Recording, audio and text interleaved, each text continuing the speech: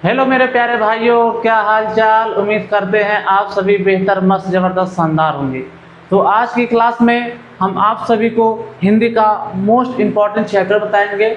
आपको क्या क्या पढ़ना है, इतने से पढ़ने के बाद आप 100 में 100 आपका पक्का। 100 में 100 पक्का मतलब 90% आप 90 प्लस अचीव कर सकते हैं, 90 प्लस नंबर ला सकते हैं। बस इतना पढ़ लो, ज़्यादा पढ़ने की ज़रूरत नहीं है। देखो, 12th में हिंदी एक स्कोरिंग सब्जेक्ट है। अगर आप इसे छोड़ के मत चलिए, क्योंकि सोचेंगे कि हम लास्ट टाइम में अचीव कर लेंगे, कुछ टाइम जो एक महीना बचेगा, नहीं। आपको थोड़ा थोड़ा करके, ज़्यादा नहीं। आप फिजिक्स, केमिस्ट्री, मैथमेटिक्स या बायोलॉजी लिए हैं तो आपको उन सबको बराबर लेके चलना ही है। लेकिन आधा घंटा या 45 मिनट, 1 घंटा अगर इसे डेली टाइम देते हैं तो आपका 90 प्लस पक्का नंबर हो जाएगा। अगर आप एकदम एफर्ट साथ पढ़ते हैं तो आपको 100 में 100 भी आ सकता है, क्योंकि हिंदी सभी के लिए आसान होती है। तो आज की वीडियो में हम जितना बताएंगे उतना आप केवल कर लेते हैं तो आपका 90 प्लस नंबर पक्का हो जाएगा। ठीक है, आइए बताते हैं। देखिए, आपके जो पेपर बनता है उसमें पहले देखो, गद्य खंड का, गद्य साहित्य इतिहास का, पद्य साहित्य इतिहास का, इसमें 5-5 नंबर का पूछा जाता है। 5-5 नंबर का, दोनों मिला के 10 नंबर का होता है। कितना? 10 नंबर का आता है, जो ऑब्जेक्टिव क्वेश्चन में पूछा जाता है हिंदी साहित्य के इतिहास से, जिसमें आप सभी को एक वीडियो में हम 50 क्वेश्चन करवाए हैं। अभी आने वाले क्लासों में हम आप सभी को पहले हिंदी साहित्य का इतिहास पढ़ाएंगे, फिर उसके बाद ऑब्जेक्टिव क्वेश्चन लेके आएंगे। ठीक है, देख लीजिए। हिंदी साहित्य गद्य का विकास जो आता है, गद्य का, इसमें 5 क्वेश्चन आता है, और काव्य साहित्य का विकास से 5 अंक का आता है। ठीक है, आपको पेपर के हिसाब से आपको ध्यान में रख के चलना है कि हमें क्या क्या पढ़ना है। जितना बता रहे हैं अगर उतना कर लेते हैं तो आपका 90 प्लस पक्का है। ठीक है, आगे चलते हैं। अब देखो, महत्वपूर्ण गद्यांश, जो आपके एग्जाम में गद्यांश आते हैं, कौन कौन सा चैप्टर आपको पढ़ना है। देखो, जिसमें हम वही चैप्टर लेके आए जो बहुत इंपॉर्टेंट है, इससे बाहर कुछ भी नहीं जाएगा। इससे बाहर कुछ भी नहीं जाएगा। देखो, राष्ट्र का स्वरूप आप सभी को पढ़ लेना है। हम बता दे रहे हैं ना कि आगे हम आप सभी को लेके आएंगे कौन सा मोस्ट इंपॉर्टेंट गद्यांश है। अशोक के फूल हो गया, और भाषा और आधुनिकता हो गया, और ये वाला कौन, तेजस्वी मन के संपादित संत, और रॉबर्ट नर्सिंग होम, और निंदा रस। इतना आप सभी को हम वही, देखो, पूरा चैप्टर नहीं पढ़ाएंगे, हम इंपॉर्टेंट लेके आएंगे। जो आपके एग्जाम में रिपीट होते हैं वही वाला लेके आएंगे। बस उतना आप कर लेते हैं जितना हम पढ़ाते हैं, आपका 90 प्लस पक्का है। देख लिए, इतना आप सभी को पढ़ना है। आगे, महत्वपूर्ण पद्यांश। महत्वपूर्ण पद्यांश में से एक पवन दूतिका हो गई, एक कैकेयी का अनुताप, एक गीत नहीं पढ़ना है। कैकेयी का अनुताप, श्रद्धा मनु, ये भी नहीं पढ़ना, गीत नहीं पढ़ना, श्रद्धा मनु, और नौका विहार, और बापू के प्रति, ये सब, मतलब ये वाला ये छोड़ो, केवल नौका विहार पढ़ लेना है। गीत महादेवी वर्मा का भी इंपॉर्टेंट है, और ये उर्वशी, बस ये नहीं, छोड़ के चलेंगे तब भी कोई दिक्कत नहीं है। केवल इतना पढ़ लेते हैं, इतना का पूरा गद्यांश सॉल्व कर लेते हैं। चाहे आपकी जो सीरीज आती है उसे सॉल्व कर लेंगे, हम आपको बताएंगे एकदम बेहतरीन अच्छे तरीके से, आसान भाषा में समझा के बताएंगे। ठीक है, लेकिन आपको एक बार क्या करना है, आपको पूरा देखना है। जितने गद्यांश छपते हैं, किसमें से, पवन दूतिका से, कैकेयी अनुताप से, जितने भी छपते हैं आपके एग्जाम में आते हैं, आपको वो देख के जाना है। और हाँ, हम वही लेके आएंगे गद्यांश जो आपके एग्जाम में रिपीट होते हैं। क्योंकि ये देखो, यूपी बोर्ड ऐसा है जो क्वेश्चन को बार बार रिपीट करता है। 80 से 80%, 75% ये क्वेश्चन को रिपीट करता है। क्योंकि अगर आप अनसॉल्व पेपर लगाएंगे, जब एग्जाम टाइम आएगा 2-3 महीने पहले से अनसॉल्व पेपर पूरा लगा के जाते हैं, सेम टू सेम क्वेश्चन आपको छपा हुआ मिलेगा। चाहे मैथमेटिक्स हो, चाहे बायोलॉजी हो, या फिर फिजिक्स हो, या केमिस्ट्री हो, सेम पूरा क्वेश्चन, सेम अंक, न्यूमेरिकल भी सेम अंकों के साथ पूरा छपा होता है। ठीक है, आगे चलते हैं। आगे, लेखक साहित्य का साहित्यिक परिचय। देखो, लेखक का कौन, वासुदेव शरण अग्रवाल, कन्हैयालाल मिश्र प्रभाकर, प्रोजी सुंदर रेड्डी, आचार्य हजारी प्रसाद द्विवेदी, और डॉक्टर APJ अब्दुल कलाम। हरिशंकर साई का याद नहीं करेंगे तब भी चलेगा, बट इतना आपको पाँच आपको याद करके जाना है। क्योंकि इनमें से देखो, साहित्यिक परिचय पूछा है। आप देखो, जब 10th में पढ़ते थे तो उसमें जीवन परिचय पूछता था, लेकिन 12th में साहित्यिक परिचय पूछता है। अब कवि का साहित्य परिचय पूछता है, किसका? कवि का। अयोध्या सिंह उपाध्याय हरिओद का, और मैथिली शरण गुप्त का, सुमित्रा नंदन पंत का, और महादेवी वर्मा जयशंकर प्रसाद। बस ये तो लेके आए। अगर आपके ऊपर डिपेंड करता है, आप अगर मन करता है तो ये भी याद कर, तो बाकी 5 अगर आप याद कर लेते हैं, 5 गद्य साहित्य, 5 गद्य का और 5 पद्य का, जो कवि का जीव साहित्यिक परिचय याद कर लेते हैं। और हम अगली वीडियो में हम आप सभी को साहित्यिक परिचय लेके आएंगे। पहले हम कराएंगे तो इसका गद्य खंड का, लेखक का साहित्यिक परिचय करवाएंगे, फिर उसके बाद हम पद्य का करवाएंगे। तो फिर उसके बाद हम आप सभी को इंपॉर्टेंट गद्यांश, पद्यांश, जीवन परिचय कैसे लिखना है, साहित्यिक परिचय कैसे लिखना है, उसी प्रकार से आप सभी को अच्छे से समझाएंगे किस तरीके से लिखना है। एग्जामिनर हमें कैसे फुल मार्क्स देता है, ठीक है। हम भी दिए थे एग्जाम, तो हमारा उसमें भी 90+ नंबर अचीव हुआ था हिंदी में।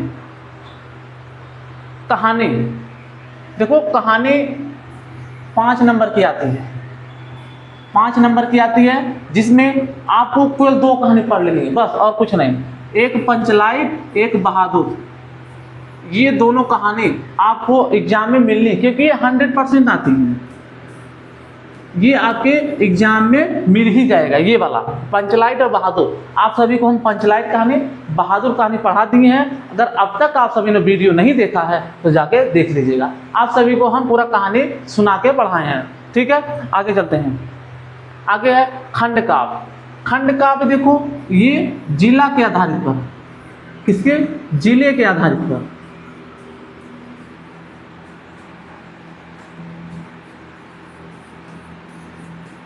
जिले पे आधारित है।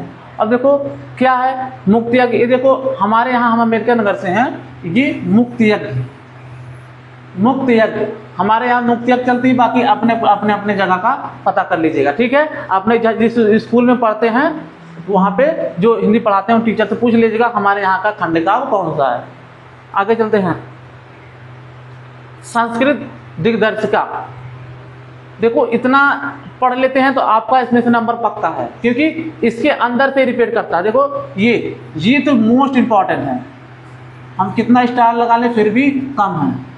Most important, very very important,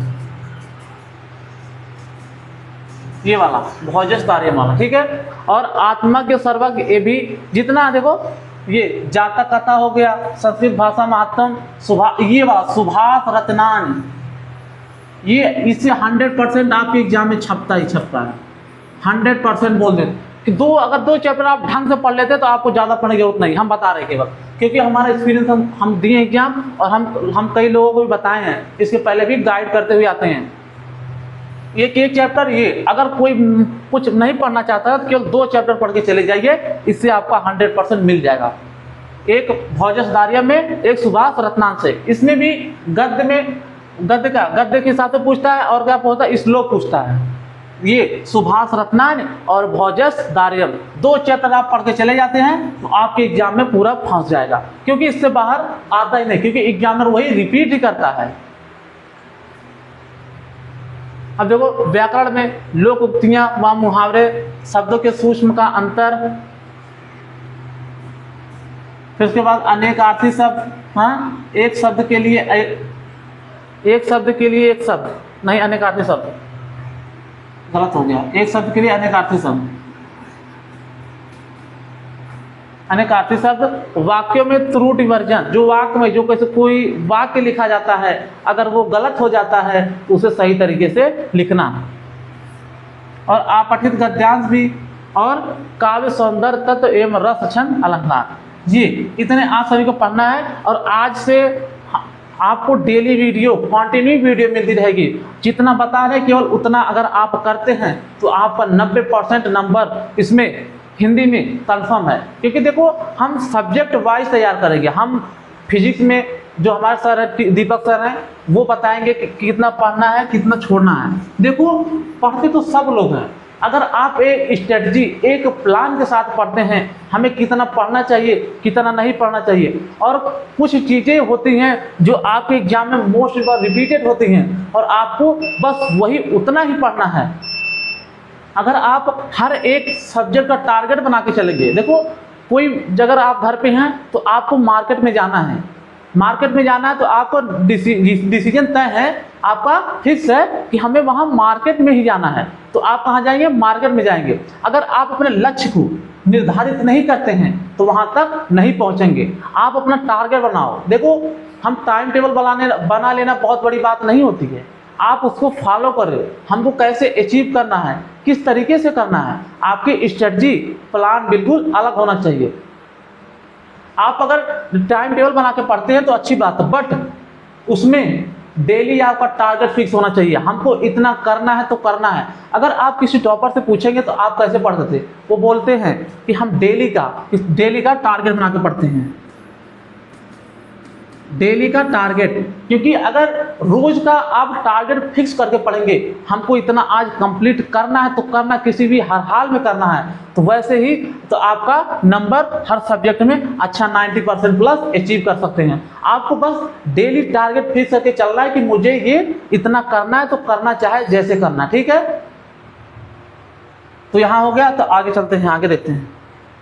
आगे है पत्र लेखन। पत्र लेखन ये 3 थे हैं, ये मोस्ट इंपॉर्टेंट है, जो 3 हम लेके आए हैं।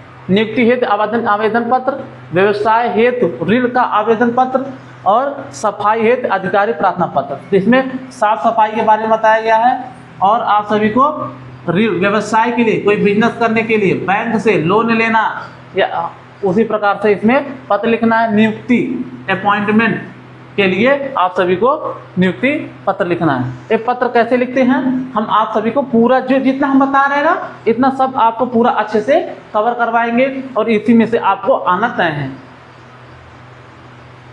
अब देखो निबंध, 10 निबंध मोस्ट इंपॉर्टेंट है।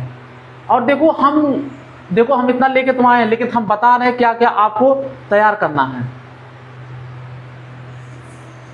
देखो, भ्रष्टाचार समस्या में समाधान, ये भी आपको करना है। पर्यावरण प्रदूषण और समाधान, ये 100% आपके एग्जाम में छपेगा।